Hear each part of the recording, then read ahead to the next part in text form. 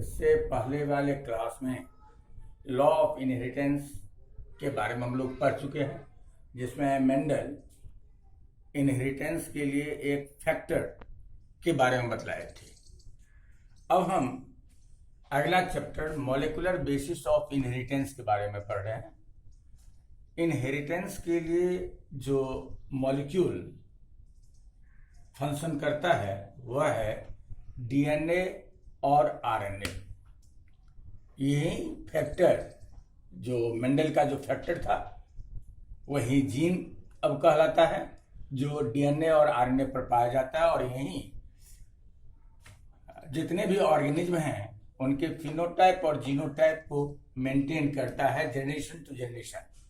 बहुत सारे साइंटिस्ट कई सालों तक इन्वेस्टिगेट किए और तब महसूस किए कि आरएनए और डीएनए सभी जीवों के लिए जेनेटिक मटेरियल की तरह एक्ट करता है। ये जेनेटिक मटेरियल है क्या? ऐसा मटेरियल जो रेप्लिकेट कर सके, जिसका ट्रांसक्रिप्शन हो सके, जिसमें ट्रांसलेशन प्रॉपर्टीज हो, ऐसे जो मटेरियल हैं वह जेनेटिक मटेरियल कहलाते हैं, जिसमें डीएनए और आरएनए है। जेनेटिक मटेरियल के जो प्रॉपर्टी है उसमें होना चाहिए कि it should be able to replicate itself, अपने आप ये रेप्लिकेट करे, जिसे हम ऑर्गेनिज्म के लेवल पर रिप्रोडक्शन कहते हैं। It should be stable both chemically and structurally. It should provide the scope for slow change. Slow change means mutation which will be required for the evolution. It should be able to express itself in the form of Mendelian characters. जिसमें ये character होंगे वो genetic material होगा। Genetic DNA एक genetic material है।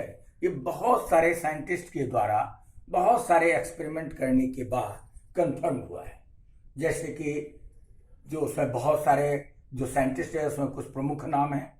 Frederick Griffith 1928 में streptococcus pneumonia, ये bacteria जो न्यूमोनिया को कारण होता है, उसमें एक्सपेरिमेंट किए।